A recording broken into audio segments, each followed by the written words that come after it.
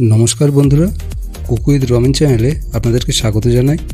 आमी रमेन और आज आमी देखाबो बाड़ीते एकदम खूब कम तेले मुचमुचे बेगुन भाजा किभाबे बानाबो। आमरा अनेकेई बेगुनेर नाना रेसिपि खेते भालोबासि, तार मध्य बेगुन भाजा किन्तु सकलेरই प्रिय। ताई आज आमी एकदम कम तेले किभाबे बेगुन भाजबेन एबं खेतेও खूब क्रिस्पि हबे। भिडियोटी शुरू करार आगे बोले दी ভিডিওটি যদি ভালো লাগে লাইক ও শেয়ার করে দেবেন। আর আপনি যদি আমার চ্যানেলে নতুন হয়ে থাকেন তাহলে অবশ্যই চ্যানেলটি সাবস্ক্রাইব করে দেবেন আর পাশে থাকা বেল বাটনটি প্রেস করে দেবেন। তো চলুন এবার দেখা যাক।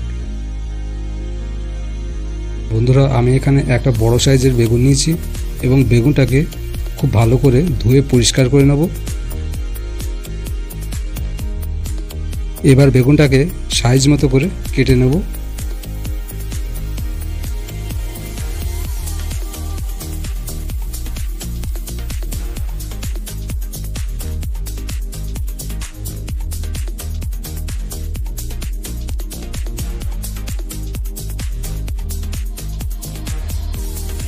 এবার আমি এই কেটে নেওয়া বেগুনগুলোতে দিয়ে দেব একটু নুন, চিনি, একটু হলুদের গুঁড়ো আর একটু জিরের গুঁড়ো। এইগুলো দিয়ে বেগুনে খুব ভালো করে মাখিয়ে নেব। এবার আমি এখানে নিয়ে নেব বড় চামচে 2 চামচ বেসন, 2 চামচ চালের গুঁড়ো, 2 চামচ সুজি, একটু শুকনো লঙ্কার গুঁড়ো,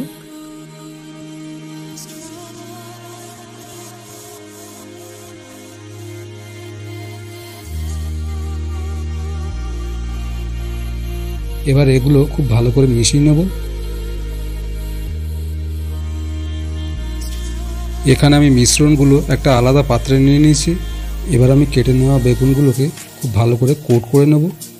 আমি দেখাচ্ছি, দেখুন আপনারা ঠিক এইভাবে বেগুনগুলোর দুই সাইডে ভালো করে চেপে চেপে কোট করে নেবেন।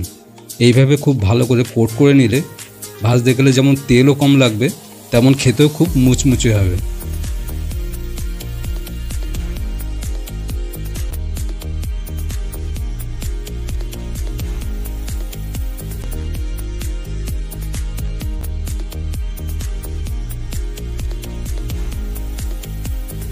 এবার গ্যাসে কড়াই বসিয়ে তাতে দিয়ে দেবো সরষের তেল। এখানে আমি বেগুন ভাজার জন্য নিয়ে নিয়েছি 75 ml সরষের তেল। এখানে আমি মিডিয়াম ফ্লেমে রান্না করব। তেল গরম হলে এবার আমি একটা একটা করে বেগুন ভালো করে ভেজে নেব।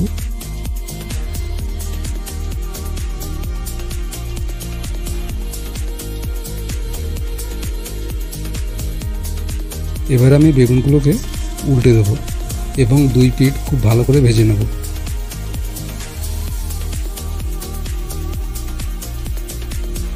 দেখুন বেগুন ভাজা হয়ে গেছে। এবার আমি বেগুনগুলো তুলে নেব।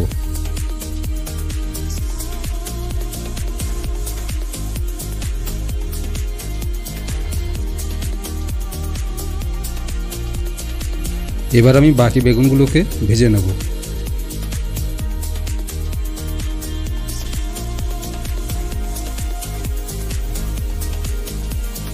আমার সব বেগুনগুলো ভাজা হয়ে গেছে।